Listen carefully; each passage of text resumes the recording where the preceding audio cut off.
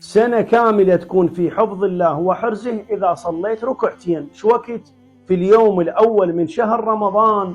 وهذا العمل إخواني مرة بالسنة فلا يفوتكم، والخسران اللي تفوته هاي الركعتين. هاي الركعتين في النهار، يعني اليوم الأول من شهر رمضان، ووقتها من أول النهار إلى المغرب. بإمكانك تصلي هاي الركعتين. الركعتين النية أصلي صلاة ركعتين قربة إلى الله تعالى. تقرأ في الركعة الأولى فاتحة الكتاب وبعدها سورة الفتح، وإذا ما حافظ سورة الفتح شيل الموبايل وتقراها. وفي الركعة الثانية سورة الحمد أيضا، وأي سورة أنت حافظها، وحتى تقدرون تصلونها من جلوس.